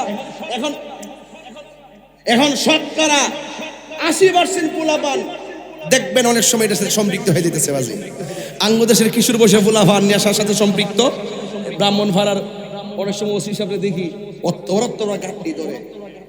আজকে আমি এখানে আসার আগে এসিলেন মহোদয়ের সাথে অনেকক্ষণ আড্ডা মারিলাম, কথাবার্তা বললাম, নাস্তা রাস্তা করলাম। অনেক ভালো মানুষ দেখলাম যে খুব অ্যাক্টিভ আছে। উনি আমার সাথে বলতেছে হুজুর এমন একটা জমানাতে আসলাম, এমন একটা জমানায় আসলাম যে নিজের আপন মেয়ে তার শরীরের মধ্যে টাচ করে তার বাবা। নাউজুবিল্লাহ জোরে কেন কেন গান্দা গুঞ্জা খাইয়া বাড়ি যা। এরপরে স্যারে বলছে কি জানেন, বলছে মেয়েটারে তুমি কতদিন তোমার বাবা শাস্তি চাও, যতদিন মন চা। পরে 1.5 বছরের সাজা না কত বছরের সাজা দিছে। কিন্তু এই পৃথিবীটাকে জায়গাত আছে কতটুকু নোংরা হয়ে গেছে, মস্তিষ্ক কত বিকৃত হয়ে গেছে। এই বিকৃত মস্তিষ্ককে যদি আপনি ঠিক রাখতে চান তাড়াতাড়ি ওলি আল্লাহর দরবারে চলে যান। এখনো সময় আছে, ওলি আল্লাহর দরবারে যায় পড়ে থাকেন। এই ওলি আল্লাহর দরবারটা হলো আপনাকে ওই যে বিভিন্ন কলুষতাকে ফিরাই রেখে একটা আধ্যাত্মিক প্রেম ভিতরে ঢুকাই দিয়া আপনার মাথাটা ঠান্ডা রাখবো। এটা আমরা এখন বুঝি না, এখন জমানাটা কিন্তু ঠিক নাই বাবা। যত যে চিল্লাইতেছি যে এমনি চিল্লাইতেছি না, এত ওয়াজ করতেছি 22টা বছর ধইরা, যত দিন যাইতেছে কুরআন সুন্নাহর ওয়াজ করলে ভাল লাগে না। এমন একটা অবস্থার মধ্যে পড়তেছি মানে টোটালি হাসতে হাসতে তাদের জীবনটা শেষ করে ফেলাইতেছে। প্রতি মসজিদে আলোচনা হইতেছে, মানুষকে তো বোঝানো যাইতেছে না। আজকে মানুষ ওই যে বেড়া যে কইলো মুরব্বী বুঝছি তো কইছে মোবাইলটার কারণে অনেক ক্ষতি হইছে। নেশার কারণে ব্রাহ্মণপাড়া রে, এ ব্রাহ্মণপাড়া মাঝে মাঝে দেখে রে গাড়ি লিয়া ধরা খায়। ওই দিন দেখছি এক মহিলা, কইতে শরম লাগে আমার, ওই মহিলা দেখলাম রাস্তার ধরা খাইছে এক জায়গায়। ধরা খাওয়ার পরে ওর কাটা খুলছে, খোলার পরে দেখতেছে অল বডিটার ভিতরে বাবা ট্যাবলেট দিয়া ইয়াবা দিয়া এমনি প্যাকেটিং করে রাখছে শরীরের ভিতরে। পুরুষ না মহিলা? তাহলে আপনি বুঝেন যে আমরা কোন দেশে গিয়া পড়ছি, কোন জামানায় যাইয়া পড়ছি। এইভাবে এই হলো বর্তমান অবস্থা। মহিলারা পর্যন্ত সুদ খাইতেছে, টেহা লাগাইতেছে, হাজারে কত রে 100। ঠিক আছে, কোনো জানে যে ঠিক আছে হ্যাঁ ঠিক আছে 100 করে লইছে, আরেকটা 30,000। হ্যাঁ আমার পরীক্ষা করছে। আওয়াজ করে কোন হাজারে কত? 100, 10,000, 1,000, 10,000, 1 লাখে 10,000। তো বিডি গেছে যদি 5 লাখ টাকা থাকে আর মাসে যদি 50,000 টাকা ঢুকিয়া জায়গা, 5টা বছর গেলে তো বিডি 2.5 লাখ টাকার বাড়িটা মারবো। তখন জামার কি গণার টাইম আছে? কথা এটি আপনি জানেন না? সূর্য খা আমি নিজে দেখছি, নিজে ওই দিন দেখছি যে স্কুলে পড়ে কলেজে পড়ে মেয়েরা সিগারেট খা। তাই নাই আমার ওয়াজ বুঝাইতো, ওয়াজ বুঝতে বুঝতে তো বড়ইছি। তুকটা যাইতেছে যত আগে মাছা সিরে কই মার্কেটে গেছে বেশি, এখন কি বিড়ে তেলে মার্কেটে যাওন যা সদরি বেজে গেছে কইলাম হইলে কি রে কই এর লাগি কই মহিলার মার্কেট। তবে আমার কথা একটাই, মহিলাদের জন্য বাড়ি সুন্দর, পুরুষের জন্য মসজিদ সুন্দর। কথা কি ঠিক আছে? আল্লাহর ওয়াস্তে কইয়া দিয়া যায়, এটি আনুষঙ্গিক ওয়াজ, এগুলো বিষয়ের ওয়াজ না। বিষয় আর একটা চলতেছে, মাঝখানটা ঢুকছি শুধু বুঝার জন্য, বুঝাইবার জন্য।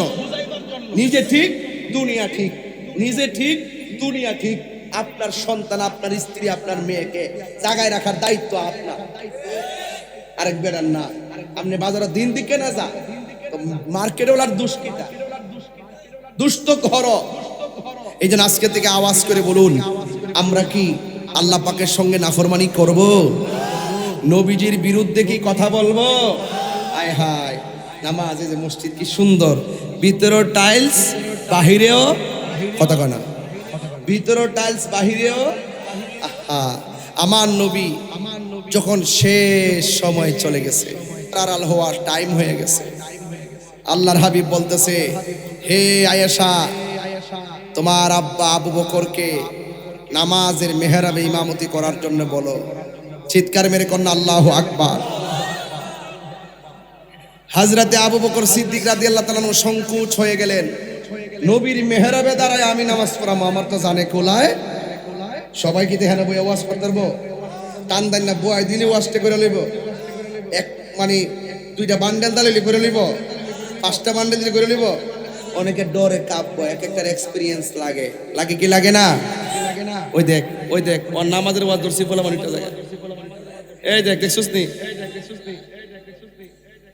সাবধান, সতর্ক, কেয়ারফুল।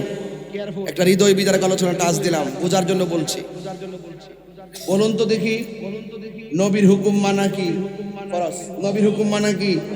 বলে না, নবীর হুকুম মানা কি? বাস। আল্লাহর হাবিব ডাক দিয়া বলে, ও আয়েশা, তোমার আব্বাকে বলবা আমি নবী বললাম যেন তিনি নামাজের মেহরাবে দাঁড়াইয়া নামাজ পড়ে। সিদ্দিক আকবর পাগুলা থর থর করে কাঁপতেছে, ইয়া রাসূলুল্লাহ কেমনে পড়াবো?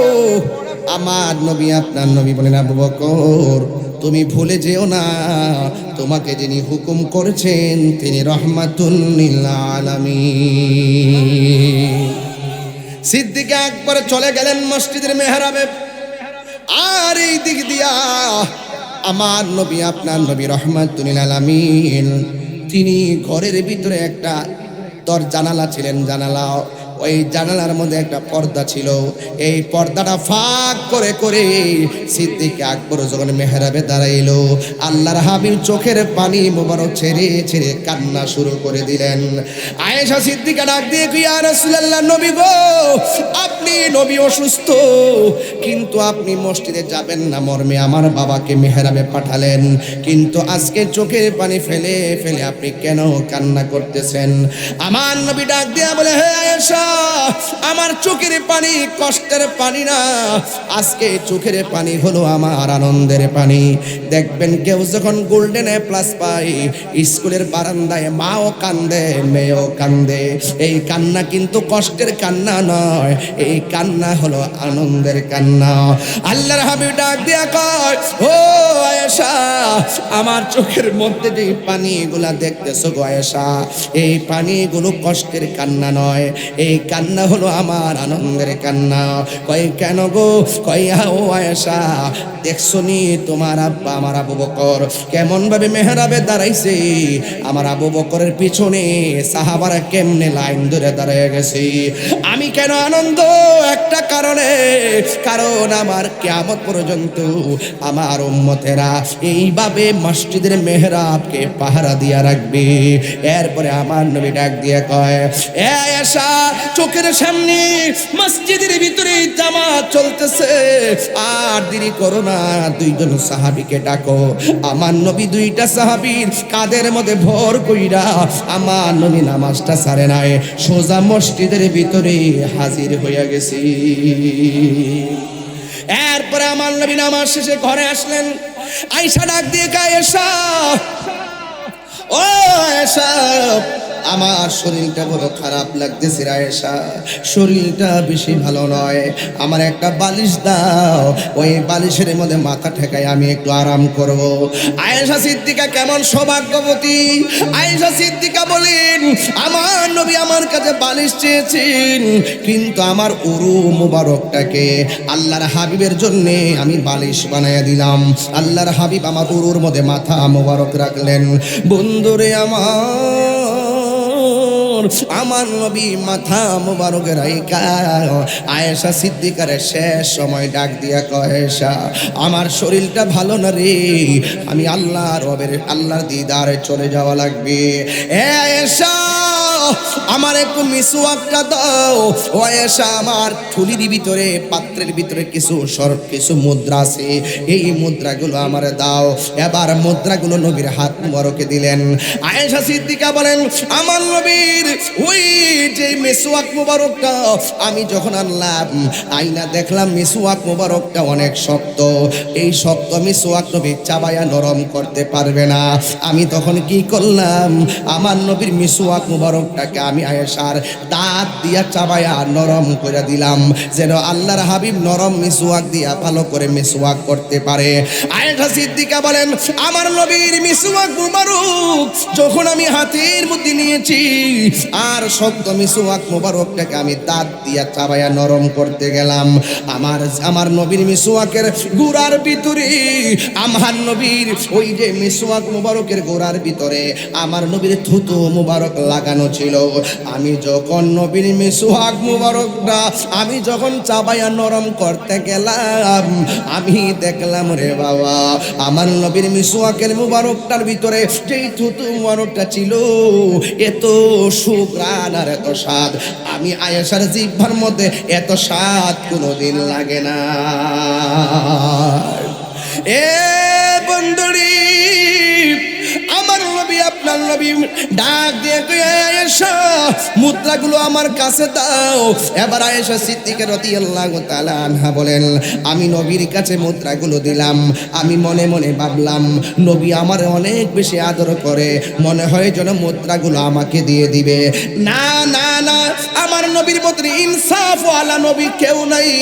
আমার নবী ডাক দিয়ে কয়, আয়েশা রে, তোমাকে দিলে আমার আরেক স্ত্রী কি দোষ করেছে, এই মুদ্রাগুলো তুমি এতিম মিসকিনদের মাঝে বন্টন করে দিবা। আল্লাহর হাবিব বলেন, কেউ যদি এতিমের মাথার উপরে হাতটা বিছায়া দেয়, ওই হাতের মধ্যে যতগুলো চুল পড়বে, এই পরিমাণ নেকি আমার আল্লাহ ওই হাত দেনওয়ালার আমলনামায় দান করে দিবে।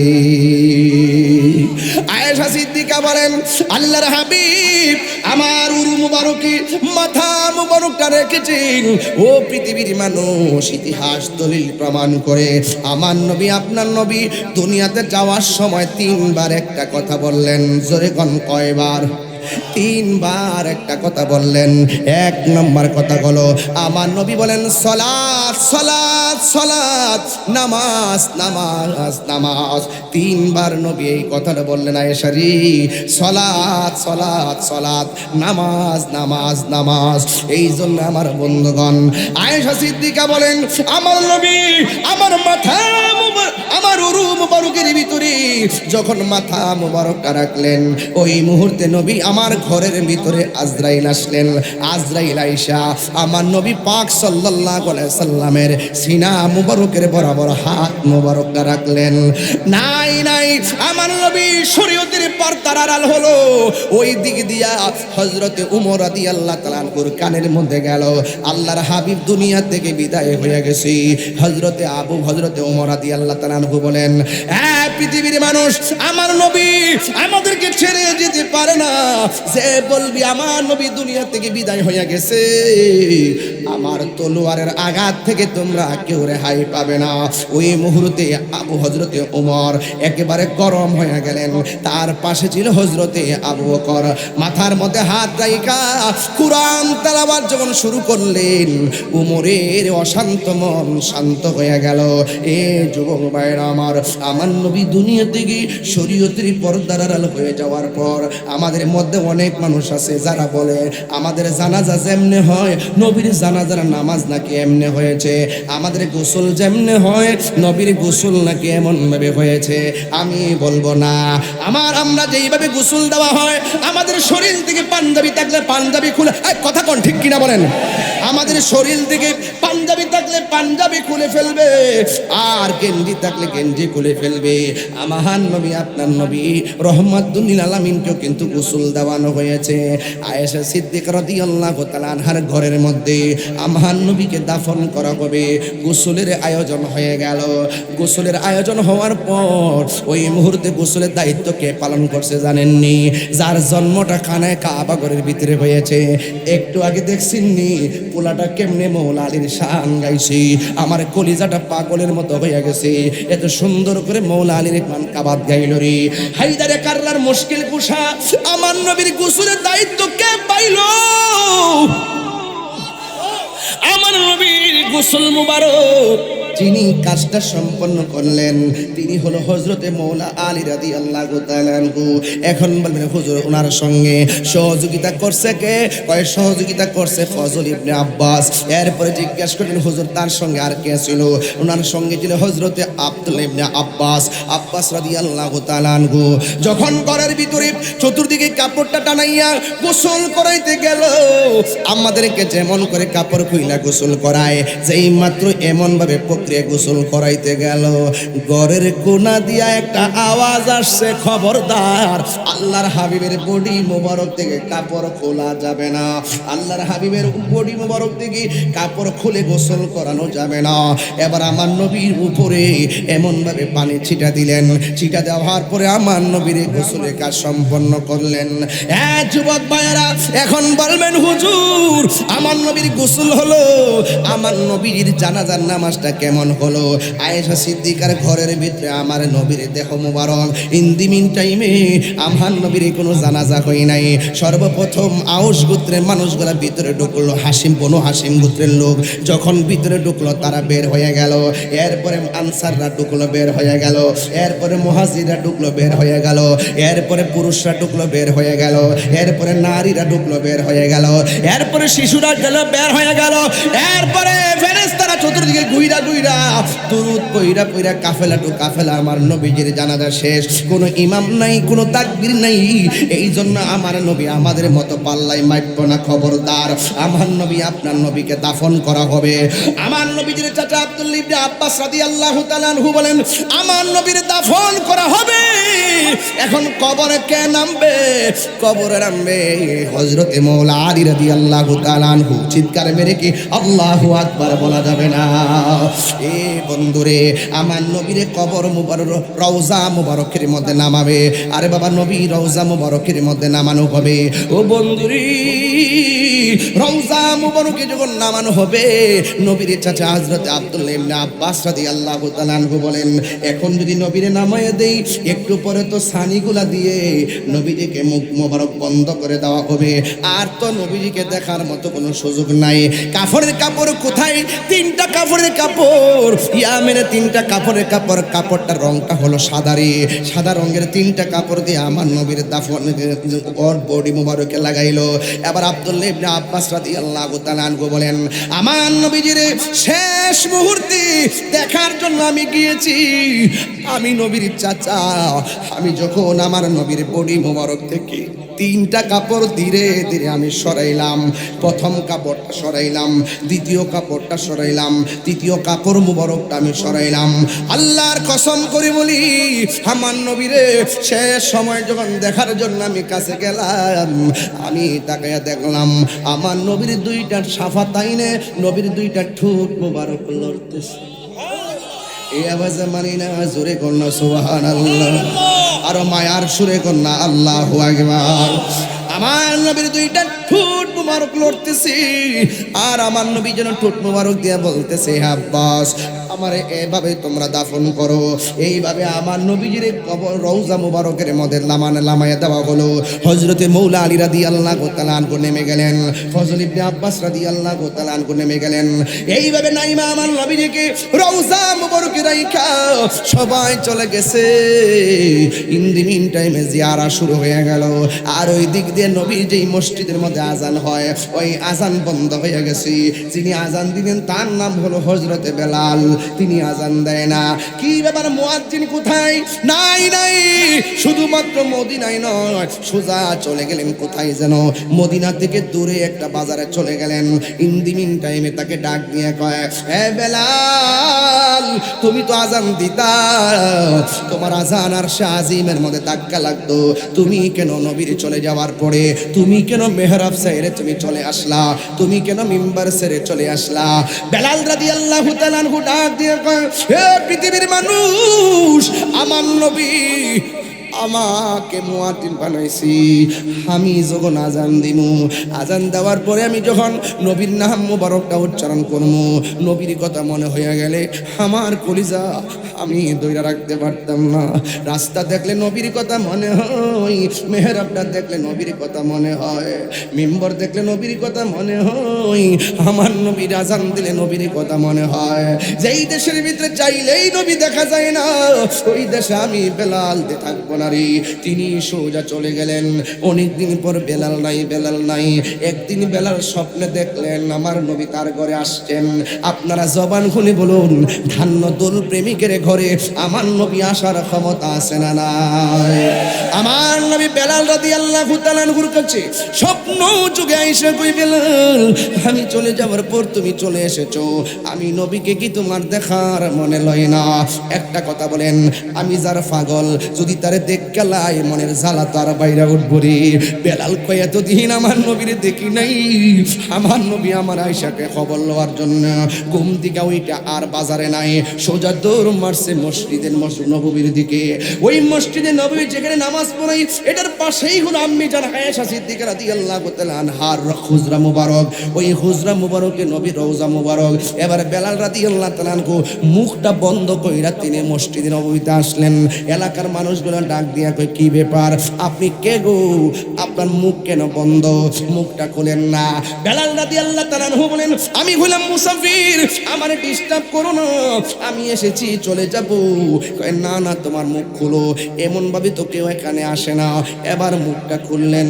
খোলার পরে ছোট ছোট বাচ্চা থেকে শুরু করে সবাই বলতেছে, তোরা কই রে? ও মদিনার মানুষ, তোরা কই? হায় হায়, আজানের পাখি ধরা পড়ছি। এবার 2টা ভাগ হয়ে গেল। মদিনার মানুষ এক ভাগ ডাক দিয়ে কই, বেলাল তোমাকে যাইতে দিব না। বেলাল বলে, আমাকে আটকায় রাখো না। এবার আরেক দল লোক বলতেছে, তুমি চলে গেলে তো ভাই ধরে রাখতে পারবো না, তবে যাওয়ার আগে একবার ওই মেহরাব মিম্বারে দাঁড়ায় আজানটা দিয়ে দাও। বেলাল রাদিয়াল্লাহু তাআলা আনহু বলেন, মদিনাবাসী, আজানের কথা আমারে কইও না। নবীর নামটা নিলে, নাম মুবারকটা নিলে, তাইলে আমি কেমন কেমনে সহ্য করবো, আমি আর পারবো না, ওই মিম্বারে আমি দাঁড়াইতে পারবো না। এবার সবাই ডাক দিয়ে কয় বেলাল তুমি তাহলে থাকো। বেলাল বলে আমি থাকবো না। বেলাল তুমি আজান দাও, কয় না আমি আজান দিব না। এবার একজন তৃতীয় পক্ষ আসলেন, আইসা ডাক দিয়ে কয় তোমরা বলছো আজান দেওয়ার জন্য, আর তারা বলছে থাকার জন্য। বেলাল আজানও দিবে না, থাকতেও পারবে না, তাকে ধরে রাখা যাবে না। এই বেলালকে যদি মদিনায় রাখতে হয়, এই বেলালকে যদি মদিনার মিম্বারে আজান দামাইতে হয়, তাইলে মদিনার মধ্যে দুইটা নূরের পুতুল আছে। একজনের নাম হলো ইমামে হাসান, আরেকজনের নাম হলো ইমামে হুসাইন। এই দুইজন যদি বলে তিনি না করতে পারবে না। এ বন্ধু, এবার ইমাম হাসান হুসাইন আসলেন, আয়েশা বেলালের সামনে দাঁড়াইলেন।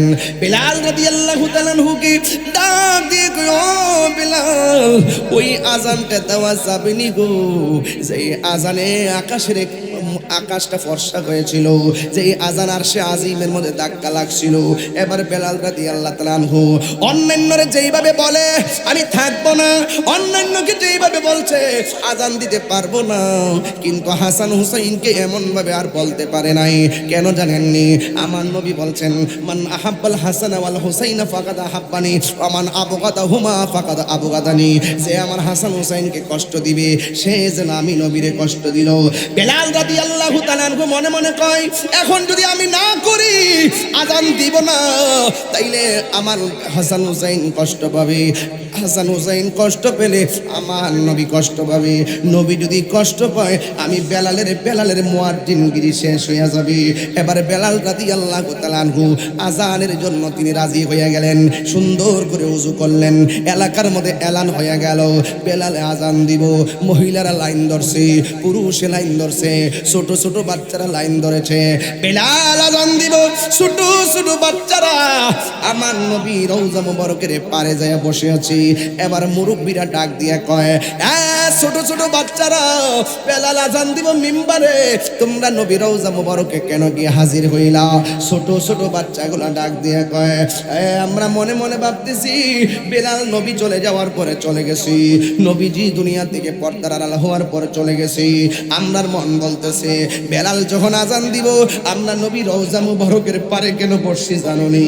আমরার মন বলতেছে বেলাল যখন আজান দিব আমার নবী রওজা মুবারক থেকে বেরিয়ে আসবে। এই জন্য নবী রওজা মুবারকের কাছে বসছি। এবার ছোট বাচ্চারা ওখানে, মহিলারা পর্দার আড়ালে, অনেকগুলো মানুষ আপনাদের মতো এইভাবে অপেক্ষা করতেছে। বেলাল রাদিয়াল্লাহু তাআলা আনহু সুন্দর করে ওযু কইরা যখন মেহরাবে মিম্বারের মধ্যে দাঁড়াইয়া আজান দিবি, আজানটা দেওয়া শুরু হয়ে গেল। সবার কণ্ঠের মধ্যে একটাই কথা, উঠো না কেন, উঠো না কেন। তাই তো বাংলার কবির ভাষা এইভাবে বেশি এসেছে, উঠো বিল্লাল মিনারাতে সময় বয়ে যায়, আজান দাও গো মধুর সুরে শোনবার মনে চাই, আজান দাও গো মধুর সুরে শুনবার মনে চাই। সর্বলোকের কথা মতে উঠে বিল্লাল মিনারাতে, সর্বলোকের কথা মতে উঠে বিল্লাল মিনারাতে। এমন একজন নবীর পাগল খুঁজে পাওয়া দায়, আজান দাও গো মধুর সুরে শুনবার মনে চাই, আজান দাও গো মধুর সুরে শুনবার মনে চাই। বিল্লাল যখন আজান দিল প্রাণ পাখি তার উড়ে গেল, নবীজির নাম বলার পরে বিল্লাল পড়ে যাই।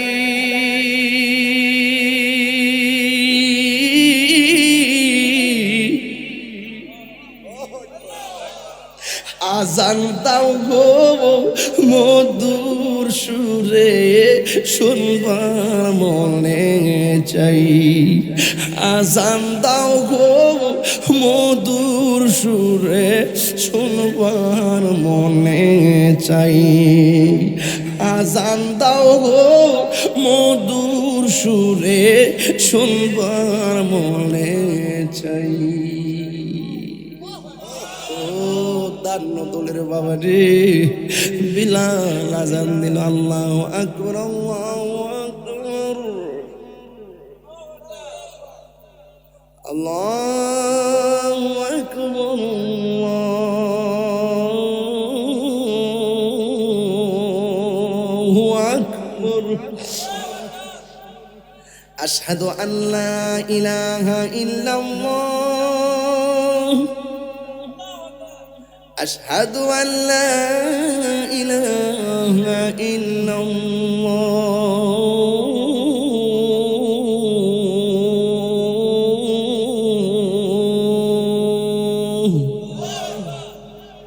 أشهد أن محمد رسول الله أشهد أن محمد رسول الله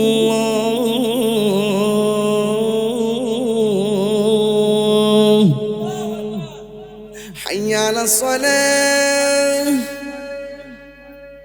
حي على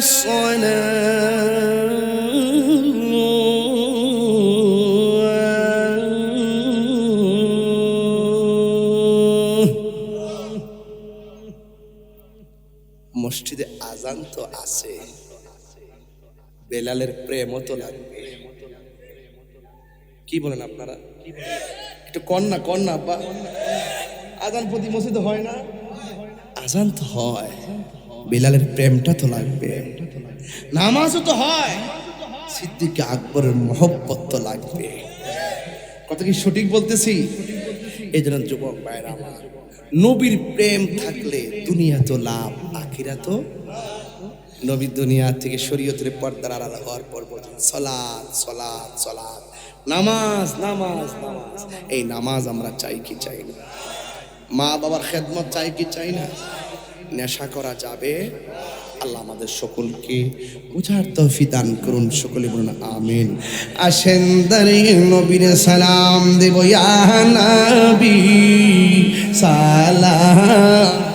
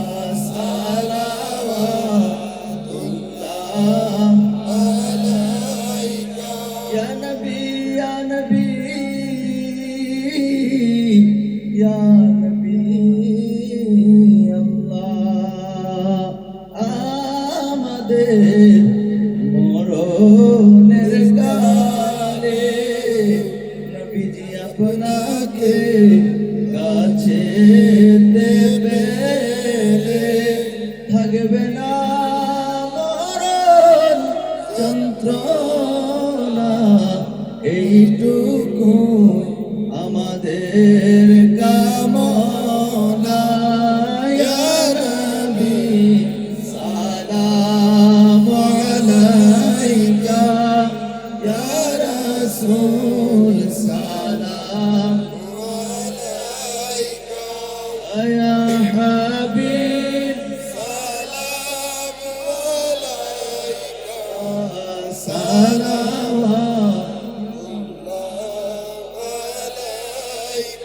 दानोदी कल्बों में अज़मते मुस्तफा, दानोदी कल्बों में अज़मते मुस्तफा, हिकमते आला हज़रात पहला को सलाम मुस्तफा, जाने रहमत पहला को सलाम, शम्ए बज में हिदायत पहला को सलाम। या इलाही सदक़े या मेरे रसूल, ये सलामी आज जाना हो कबूल। मदीने की जान हजारों सलाम, मदीने की जान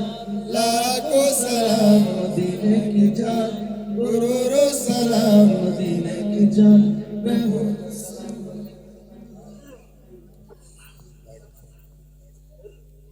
بلغ العلا بكماله كشف الدجى بجماله عليه وآله اللهم صل وسلم وبارك عليه সকলে বলি আলহামদুলিল্লাহ আর জোরে বলি আলহামদুলিল্লাহ। এই বৈরী আবহাওয়ার ভিতরে এই পর্যন্ত আল্লাহ যে আমাদেরকে সুন্দর করে মাহফিলটা করাইছেন, এটি আল্লাহ পাকের দয়া। কথা বলেন ঠিক কিনা? আমি যে কথাগুলো বলেছি আপনার কি বুঝতে অসুবিধা হয়েছে? আপনার আমার হেদায়েতের লক্ষ্যে এই কথাগুলো দরকার আছে না নাই? আল্লাহ যেন কবুল করেন, বলেন আমিন।